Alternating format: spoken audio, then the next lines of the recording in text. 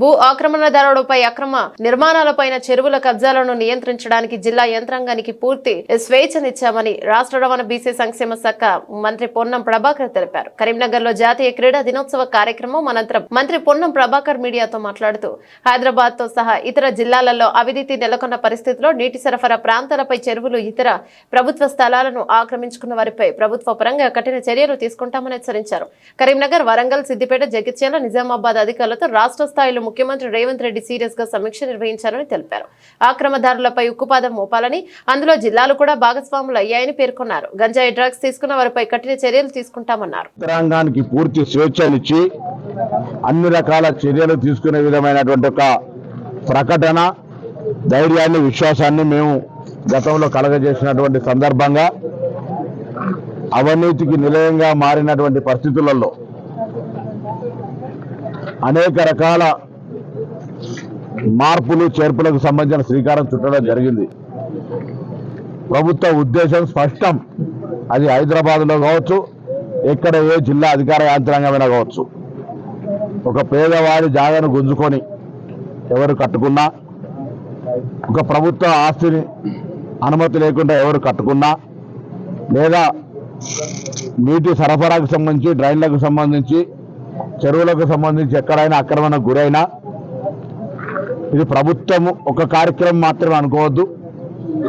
ఆ అంశము తెలిసిన, అవగాహన ఉన్న, గతంలో పూర్వీకులు లేదా వివిధ వ్యవస్థల్లో పనిచేసినటువంటి స్వచ్ఛంద సంస్థలు మన ప్రాంతాన్ని రక్షించుకోవాలి, పర్యావరణాన్ని రక్షించుకోవాలి, స్వచ్ఛమైన నీటిని తాగాలి అనే రకాలుగా ఆలోచన ఉన్నటువంటి వాళ్ళందరూ ఇటువంటి అంశాల మీద మీకు తోచిన సమాచారాన్ని మీకు ఇచ్చినటువంటి అవకాశంగా తీసుకొని మన ప్రాంతాన్ని అవినీతి రహితంగా ఉంచడానికి కొరకు ఉండే విధంగా అధికారుల దృష్టికి తెమ్మని చెప్పి విజ్ఞప్తి చేస్తా ఉన్నాను. నేను ఈ జిల్లా మంత్రిగా తప్పకుండా వాటన్నిటి పట్ల అధికారులు స్పందిస్తారు.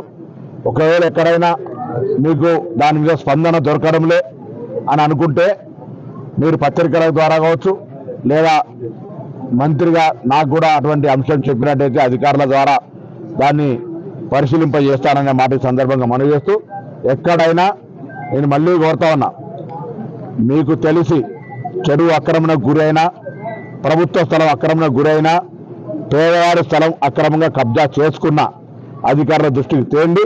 వాటి మీద అన్ని రకాల చర్యలు తీసుకునేటువంటి బాధ్యత ఈ ప్రజాపాలన, ప్రజలతో ఎన్నికబడ్డ ప్రభుత్వం అనే మాట మరొకసారి మనం చేస్తాం.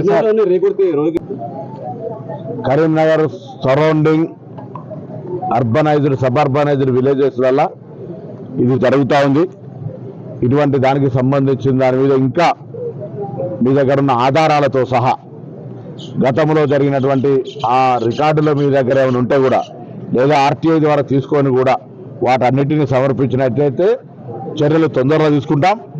ఎవరి స్థలాలు అమ్ముకోవద్దు, కొనుక్కోవద్దు అనే అంశం కానే కాదు. ప్రభుత్వ ఉద్దేశం ప్రభుత్వ స్థలాల పరిరక్షణ, చెరువుల పరిరక్షణ, సామాన్యుడికి ఈ ప్రభుత్వం అండగా ఉండి ఎటువంటి దౌర్జన్యానికి ఆ వ్యక్తి గురి కాకుండా ఉండాలనేటువంటిది మా యొక్క ఆలోచన. కొత్తపల్లిలోని చెరువులో FTL కింద పలు నిర్మాణాలు చేపట్టారు సార్. అంటే ఫంక్షనల్ కానీ కమర్షియల్ నిర్మాణాలు చేపట్టారు.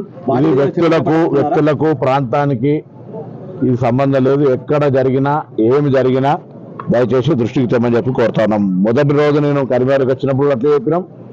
పూర్తి స్వేచ్ఛనిచ్చిన అధికారులకు, పార్టీలకు అతీతంగా ఎవరు అటువంటి చర్యలు తీసుకున్నా, అటువంటి సంఘటనలకు పాల్పడ్డా వాళ్ళందరి మీద ఉక్కు పాదం మోపి తగిన చర్యలు తీసుకునే విధంగా మేము చేస్తాం.